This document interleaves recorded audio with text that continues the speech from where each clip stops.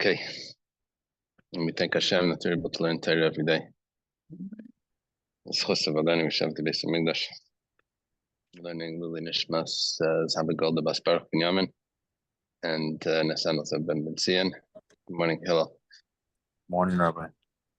Who's there? Is it a group there? Oh, Meshachim, excellent. Beautiful. No one else. Okay. No one showed up, so that's why I logged onto Zoom. I was like, maybe it is on Zoom. I wasn't okay. So, what it sounded like from the shiur was that, they said, okay, the rabbi's going to say tomorrow. So I figured, okay, they're expecting me to teach. So I don't know. Yeah. It was back and forth. I wasn't sure. Moshe Haim was Okay. right. Moshe Haim said it's on Zoom. Okay, and also for Shlomo for Avram David ben Sarah and Gedalia gets a little Yezer ben Figit Sefer. Okay, I said a bracha already. Gonna start like it's really 5 lines from the bottom. I'm Rabbi Shmuel. It's on 36b. Yeah, Lamed Vavam base 5 lines from the bottom. I'm Rabbi Shmuel. B'mid I'm Rabbi Stay 11. So the last thing that we were learning was about in the Mishnah. There's a machlekes if you can make a chazaka with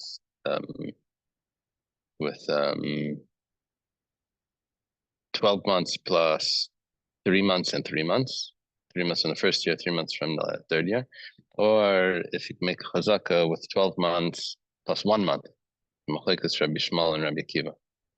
Now Rabbi Shmuel says, now Rabbi Shmuel says that this is only b'stei lavan, where you're going to need to have an extra month or 3 months. However, in a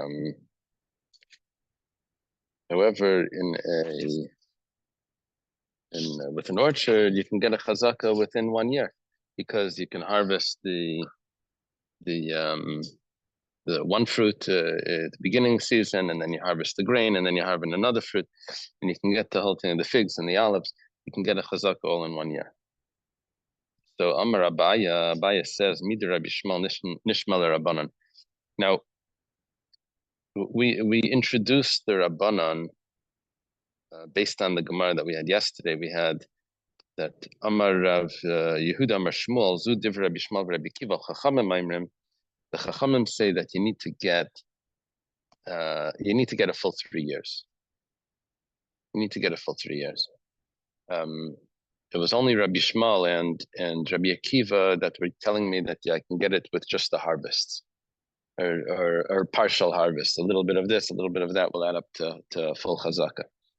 Now, when we learned in the Gemara the explanation for how chazaka works, we said that because the person didn't protest for 3 years, so I didn't realize I needed to watch my document because no one said anything.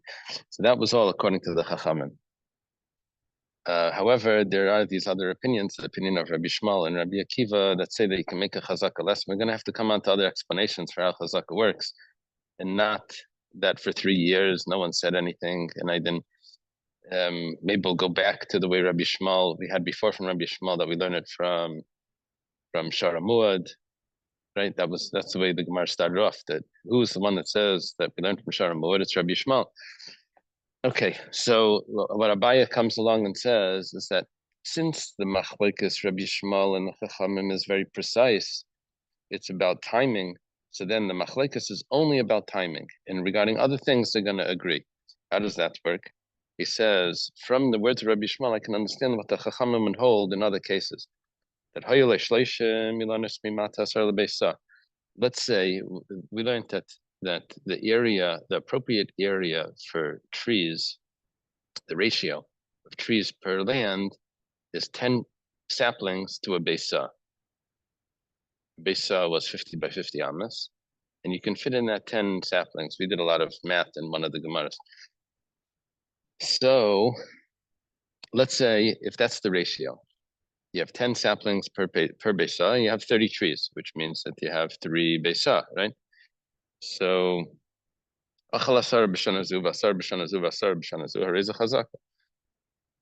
according to Rabbi Yishmael, I can get a chazaka out of harvesting 10 trees the first season, 10 trees the second season, and 10 trees in the third season.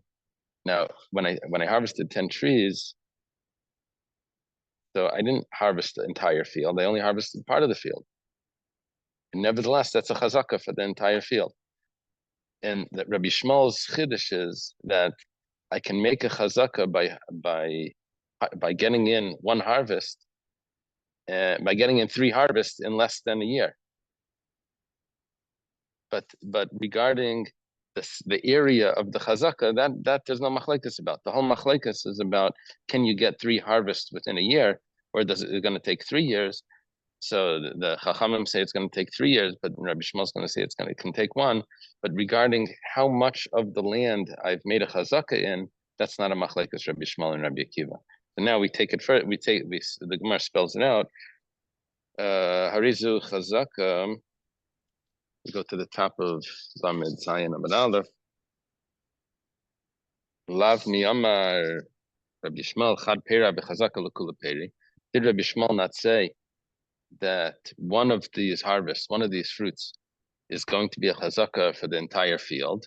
So achinami hani bechazaka lahani, b'hani bechazaka lahani. So the same thing would apply when you have these 10 trees. That it's 30 trees that you're going to be able to harvest 10 at a time over 3 years, according to the Rabbanon, even though you didn't harvest all 30 trees each year, but nevertheless, that would be a chazaka for the entire field. Now, yeah, okay, there's some details here, Rabbi Naftali. Yeah, I do. I think I recall from the discussion of the Mishnah early on that the 3 years had to be normal usage. That you subjected the land to its normal usage. So what are they arguing here about what is normal usage of the land? Whether a Balabayas would use it this way? No, they're ignoring that. They're ignoring the normal usage so far. It's gonna show up in a second. But what they're saying is that it's possible to get the chazaka over a larger area, even though you didn't use all of that area. So they're not concerned with normal usage. There's some other issue here. They're considering this normal usage so far. Okay. Yeah. Now the Gemara adds a detail which is going to clarify that point. It says, "V'hani mili hechad layapiku, aval apiku v'layachal layavi." When would we say that this is going to be acceptable to have a chazaka of an entire property and you only used part of it? That's only if the rest of the property did not produce. But if the rest of the property did produce and you didn't harvest it, so then you didn't treat this like a regular owner, and it's not going to be a chazaka. So Rabbi Hananel and the Rashbam speaks out. He says, "How is this possible? What are you telling me? That you had 10 trees and they didn't give fruit? You only harvested 10 each year. How does that work? If there's really 30 trees, so how come you didn't harvest all of them?" So he says that there's a tree called B'nai Shuach that only gives its fruit every 3 years. We have trees like that, but it's not every 3 years, like so precise. But we have trees that don't give fruit every year. You have to get lucky. So the B'nai Shuach would be an explanation for this. So for example, 10 of the trees of these B'nai Shuach trees gave fruits in the first year. 10 gave in the second year and 10 gave in the third year. So that's considered like you harvested the whole field. It would be a chazaka for the whole field. Abai is saying that we learned this from Rabbi Shmuel, because Rabbi Shmuel says that this is acceptable for a chazaka in 1 year. So according to the Rabbanan, this would be a chazaka in 3 years.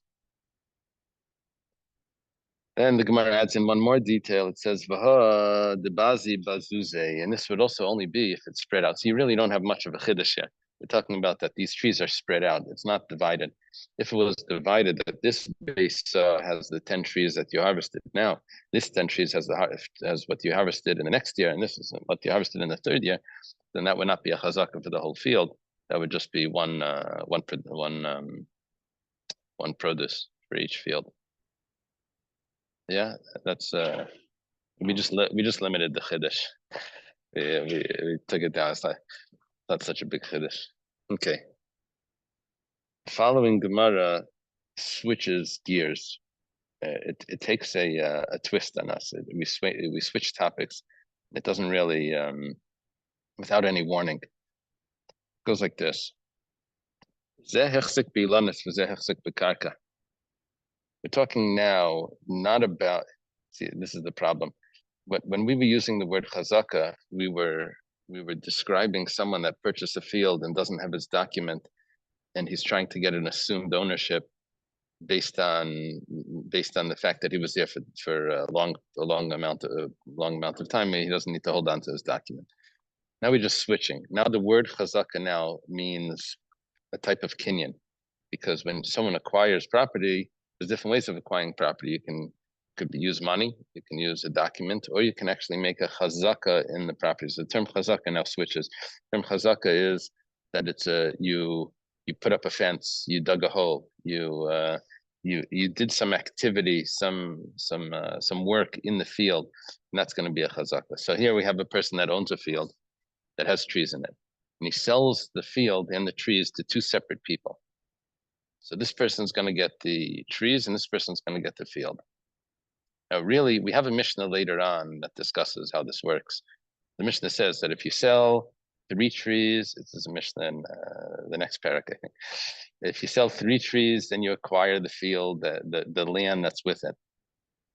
The trees, there's a bunch of details here, and the Gemara spells it out like within the next page or two. And then later on in that next chapter. But there's an area around the trees that you need to use to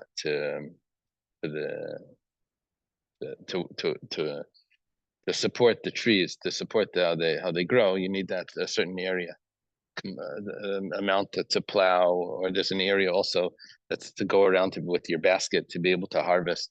And then there's the area under the canopy, and then there's the area under the trunk of the tree itself. And each one has like its own status. But what the Gemara is saying here, so the Gemara, the Mishnah over there says, if you sell 3 trees, then you acquire the land along with it. If you sell only 2 trees, then you don't get the land along with it. Yeah.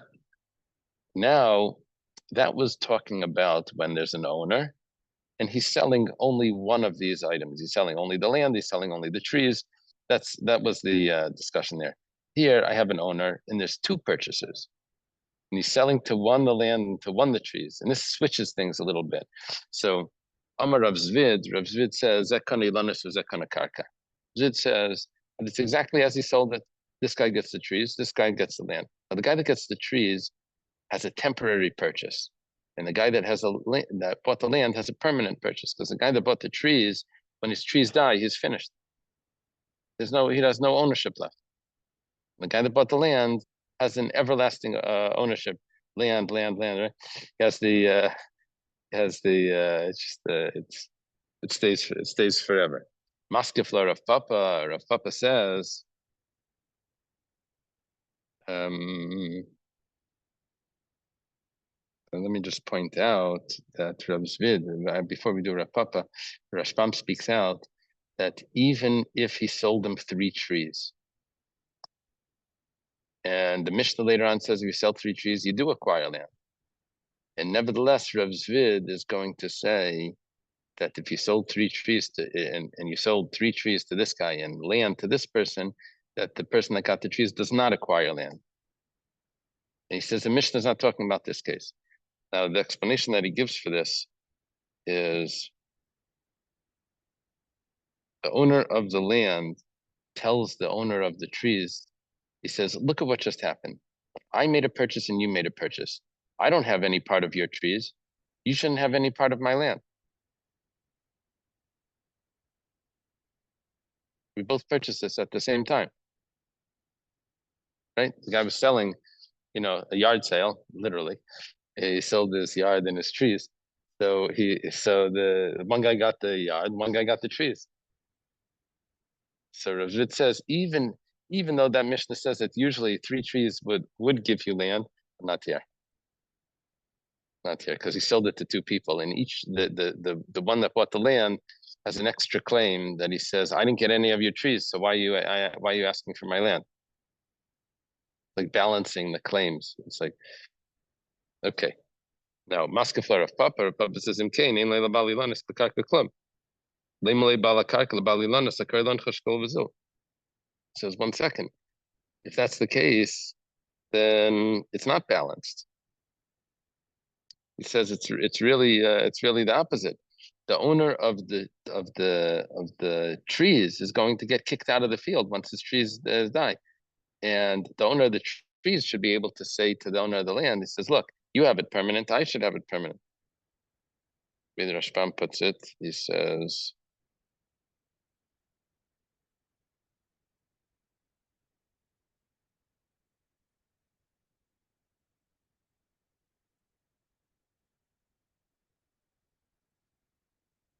Um,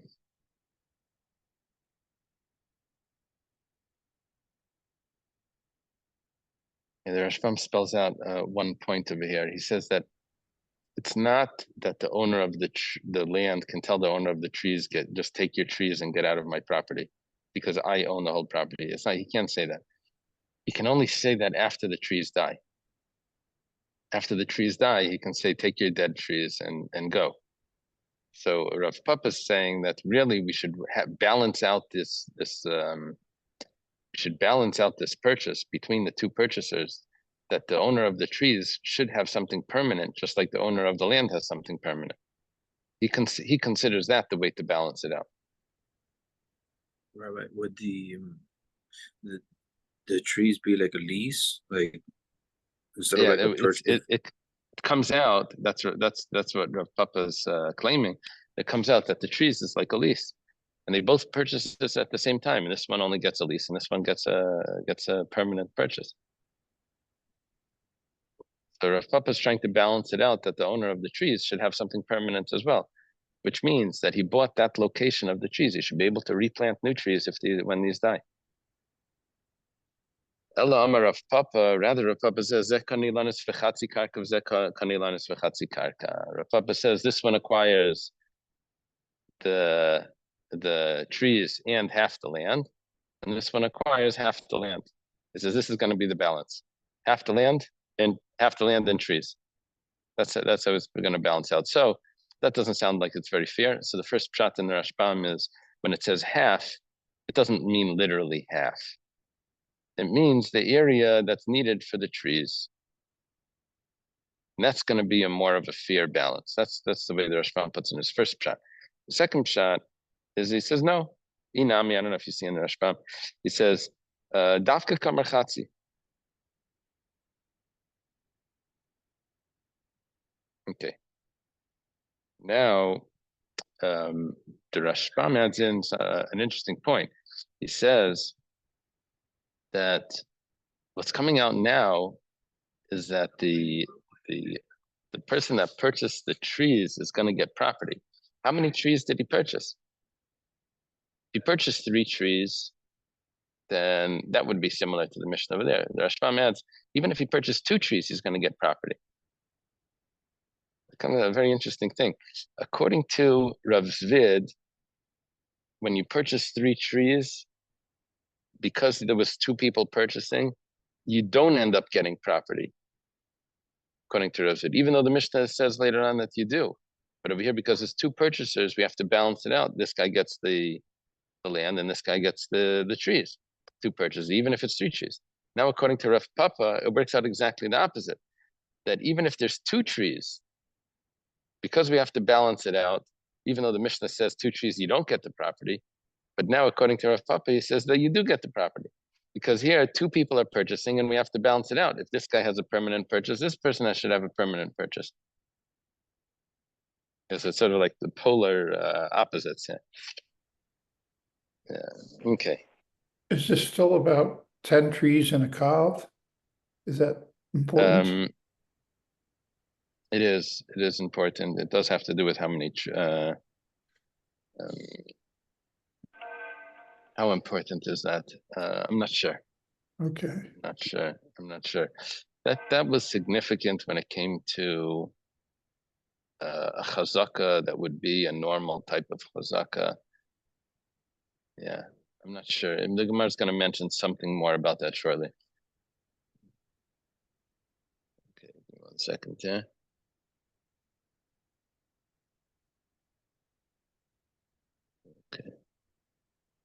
Okay. Now the Gemara says pshita. Pshita means the following statement is obvious, which usually means that it starts off with something obvious, but we're going to end up with a question or a machlekes or something that's going to be more complicated. It's an introduction to say that we're going to get into something more complicated. Pshita, the following is simple or obvious. Machar karka v'shir lanas lefanav. Okay, if someone sells property but he keeps the trees. So this is really a Gemara later, a Mishnah later, where there's a machlekes between Rabbi Akiva and the Chachamim. If someone sells a pit in his field, actually, if someone sells a field and he doesn't sell the pit, he doesn't sell the cistern or the water or the well or whatever, he keeps that for himself. So he sold the field, and this water area, this pit is in the middle of this field. Now, how does he get to that? So he has to rent a pathway from the purchaser to be able to get to that, according to Rabbi Akiva. Rabbi Akiva says, "Meicher ba'ayin yafa meicher." When you make a sale, you want to give the person the very best. Purchaser, you wrap it in a nice bag and a ribbon and a thing, and you make it all nice, and that's how you sell. When you sell land, you sell everything. Give the guy everything. That's the mindset of the person that's selling. He wants the purchaser to be happy, and he gives everything. So therefore, how does he get to his thing that he didn't sell everything? He has that piece of the well that he still has there. He says that at the time of the sale, he's given everything, even the rights to get there. When he wants to get to the well, he has to now rent it or purchase a road or purchase a path or rent the rights to be able to go through the property, be able to get to his well. The Chachamim say that no, that we don't say that a person sells meicher b'ayin yaf meicher. We say meicher b'ayin ra meicher. He says he doesn't sell it's exactly the opposite. He retains for himself the rights to get there. So now, if someone sells property and he keeps the trees, so the Gemara says yesh karka. He didn't just keep the trees while they live. He actually kept the location of the trees as well, that he can replant them if they die. And 1 second. Says Rabbi Akiva Damar, and this is not only according to the Rabbanan that say when someone sells something, he sells it with like a bad eye, with the stinginess he tries to keep from. Not only according to the Rabbanan, but even according to Rabbi Akiva that says when someone sells something, he sells it generously. Still over here, he's keeping the land that's under the trees. He's keeping that for himself. Even according to Rabbi Akiva that says that normally when someone sells something, he sells it with a generous eye. That's only when it comes to a well, or dus is another type of well. I don't know exactly. How do they translate it there? The difference between a bar and a dus, do they say? This is a pit and a cistern. Yeah, a pit and a cistern. Okay. So that's only by the bar dus. Now, the explanation for this is as follows. It says, because the bar and the dus, they do not ruin the land, which means that the lekeach, the purchaser, can plant his crops all the way up to the well, and he's not going to have a claim on the owner. Get your well out of here, like you're bothering me. So because of that, the owner is more generous when he sells it, because he knows that it's not going to create a problem later on. It's not like this bar is going to spread out into the field and it's going to create problems, and I have to protect myself for later problems. He doesn't have to do that. So therefore, he's willing to sell it very generously. However, avali lana is, but when it comes to trees, good morning, Jeff. Avali lana is the makashi bara. When it comes to trees, where he needs to protect himself, because the trees are actually going to harm the purchaser, because there's going to be the roots of the trees that are going to block him from plowing, and it's going to ruin his plow. He can't block him from planting, and it's going to ruin his plowing. So he needs to protect himself from the later claims of the purchaser. It's a complex logic here. Normally, when the seller sells something, he sells it very generously, unless he has to protect himself from later claims. So he has more of a concern of these later claims. He's going to become less generous when there's going to create problems later on, and that's going to happen with trees as opposed to a barvidus, as opposed to the well and the cistern.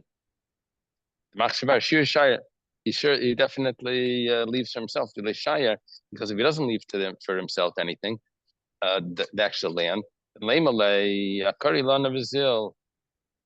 guy is concerned that the guy's going to tell him later, take your trees and go. And so therefore, in order to protect himself, even though according to Rabbi Akiva, normally Meicher Bain Yafa Meicher usually sells it with in a very generous way, but not over here when he needs to protect himself. You follow, Rabbi Naftali? It's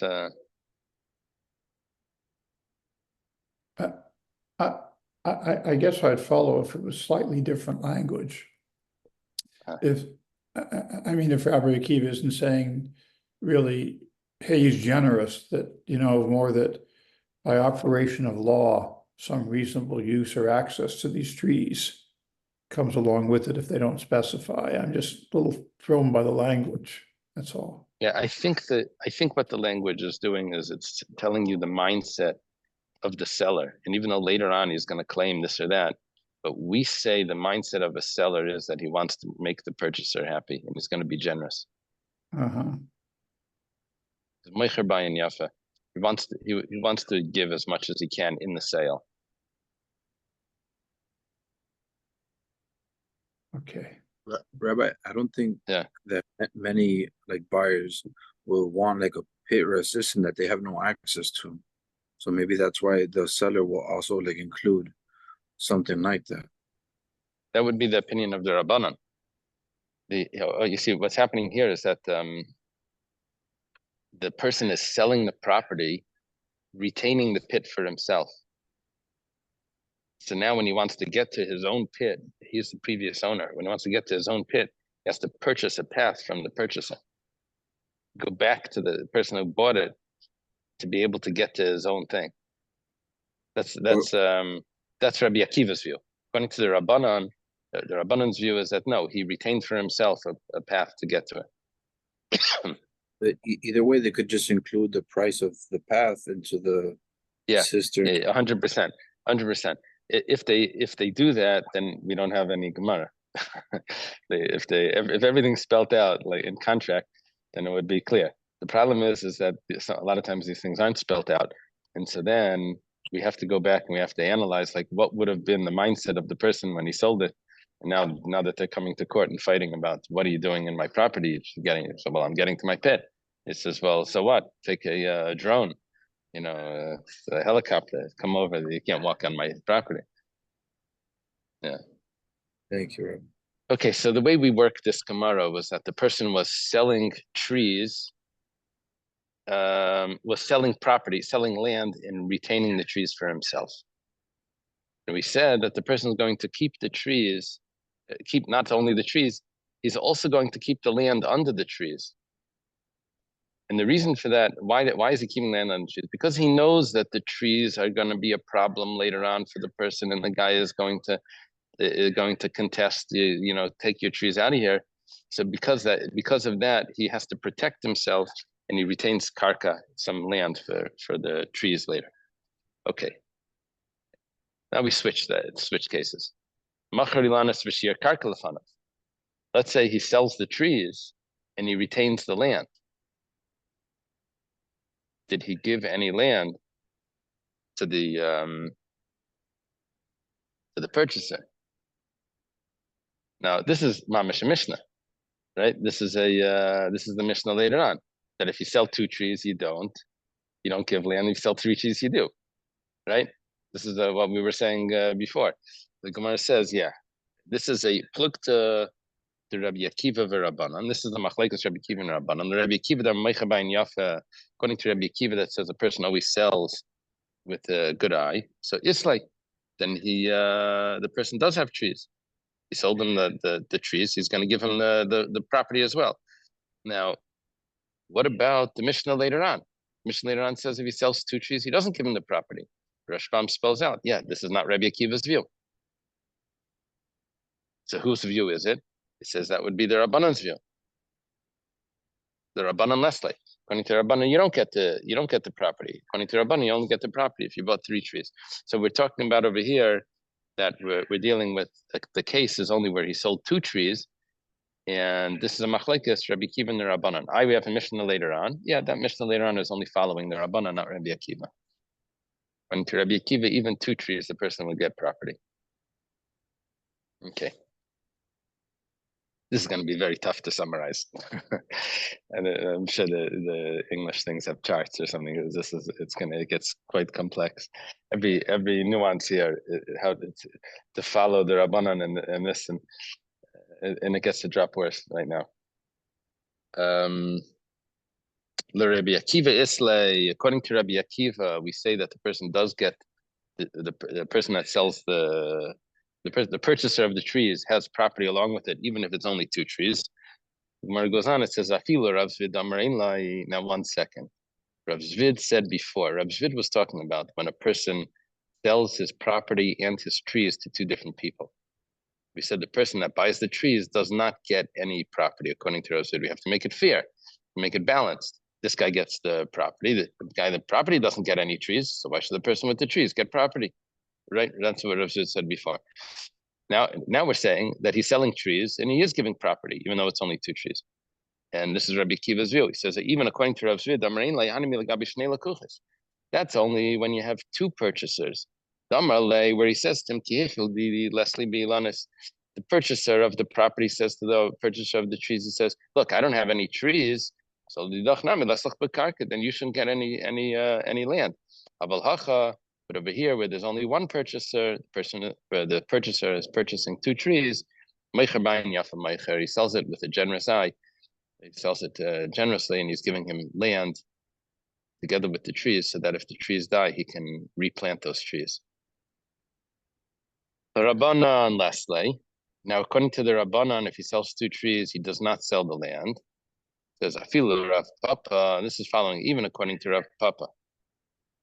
Damar Yeshlai, Rav Papa said, in order to balance out the sale, when you're selling it, the property to one person, you're selling the trees to someone else. The person that's getting the property is getting something permanent. The person that's getting the trees is getting something temporary. We said that's not fair. So Rav Papa said, well, okay, we're gonna say that one person is getting the property, half the property, and one person is getting half the property plus the trees. Remember, we said Chatzi. The question if Chatzi meant half or not half, if it meant just a portion.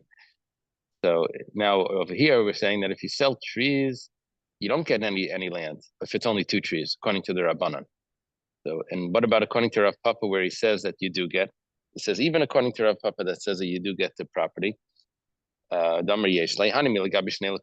only when you have 2 purchasers. Because the one says to the other, just like you got something permanent, he also sold me something generously, which means permanent, that I should be able to have it. So the person of the trees can say, we have to balance out the sale, that you got something permanent, I also want something permanent.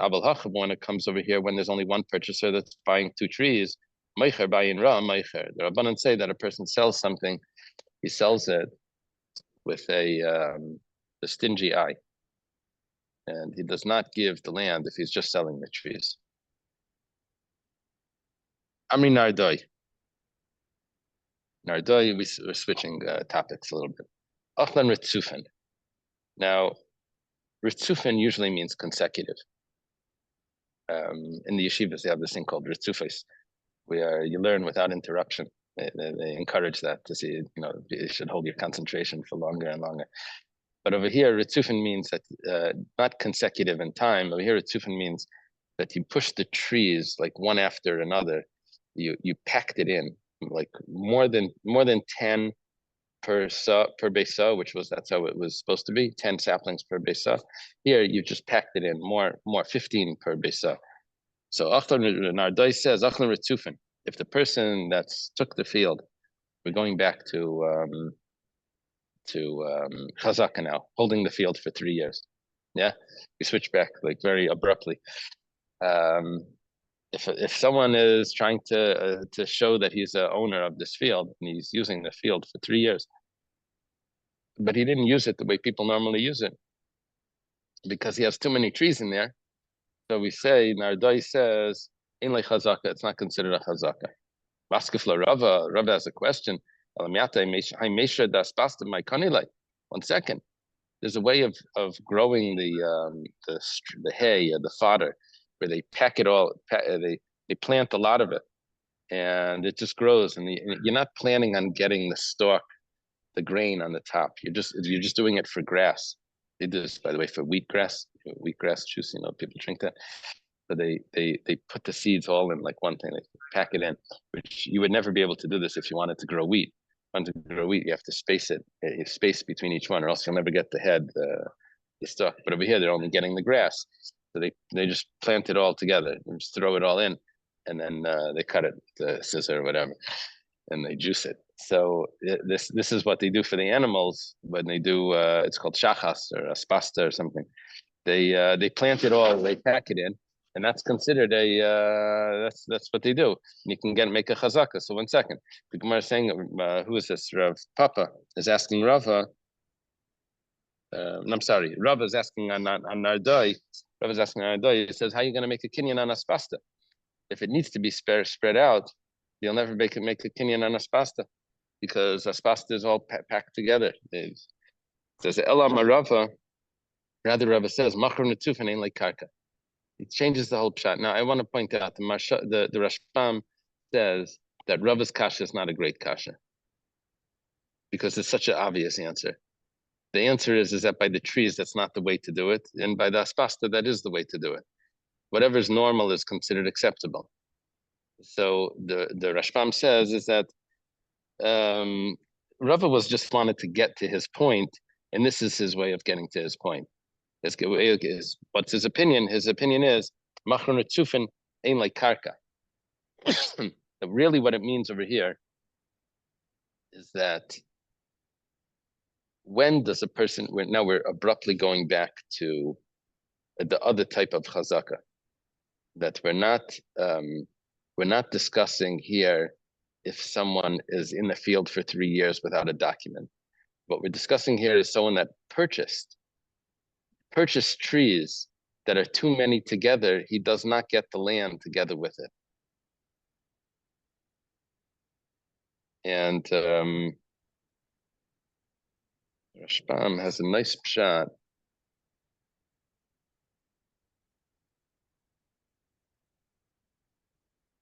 He says before,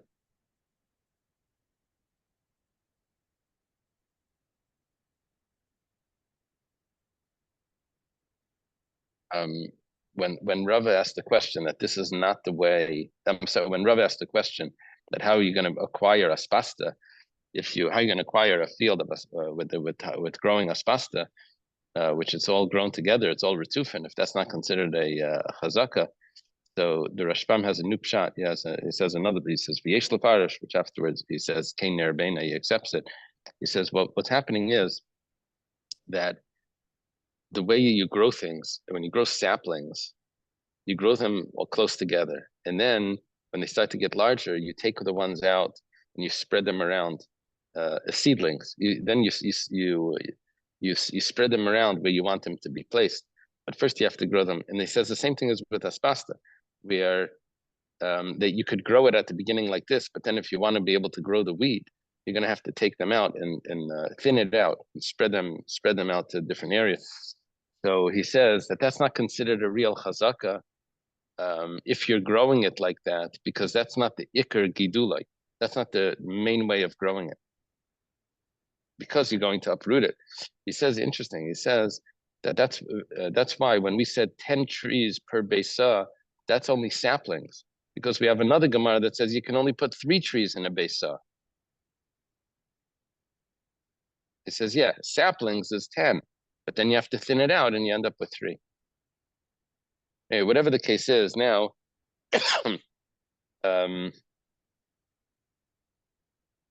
if you don't have a chazaka, when you're going to thin it out later, so then Rav is asking on Nardai, he says, what about aspasta? Why shouldn't you have a chazaka by aspasta? I know you're going to thin it out later. But there should be a chazaka as well. Now Rabbi says no. What we're talking about is if you purchase the trees with too many trees per area, then you don't acquire the land together with it that you normally would when you purchase trees. Purchase 3 trees, you should get the land. But really, what it means is not that you don't have a chazaka. It means it's not considered acquiring the land. Ain't like karka. It's a different. The whole story was a different story. Amar Rab Zeir says Kitanoi. This that we just discussed, do you have karka? Do you not have karka? When you purchase, what Rava just said, Rava is not following all of the Tanaic opinions. He's only following one Tanaic opinion. It says Kerem Shanatuel Pachas Me'arbamas. There's halachas that are established when something is considered when something is considered a vineyard. If it's considered a vineyard, then the laws of Kerem for Kalayim or Kerem Revai, I think definitely the laws of Kalayim are different if it's a vineyard or if it's not a vineyard, if it's just one tree. So how is something a vineyard? Well, it's supposed to be that each row is 4 amas away from the row that's adjacent. It's supposed to be 4 amas in between. So if Kenshin Pachis Me'arbamas, let's say it's not 4 amas in between. Let's say it's only 3 amas in between. They packed it in. So then Reb Shimon Aimer in a kerem. Reb Shimon says it's not considered a kerem, it's not considered a vineyard. And then the halachas of Kalayim switch because you put it too close together. The Chacham say no, it is a vineyard. How is it could be a vineyard? It's not planted properly. He says, oh, don't worry about that. You just ignore the ones that are in the middle. Now, instead of having each row 4 amas away from the other row, what you really end up with is each row is 6 amas away from the other row if you ignore the middle row. Just ignore the middle row, and then you have it's 6 amas. So according to Chacham, you're able to ignore that, and then you have it's spaced properly because you just ignore the middle row. And according to Reb Shimon, he says that no, that interferes with this becoming a vineyard, and that Rava would be following Reb Shimon. Yeah. Okay, let's leave it over here.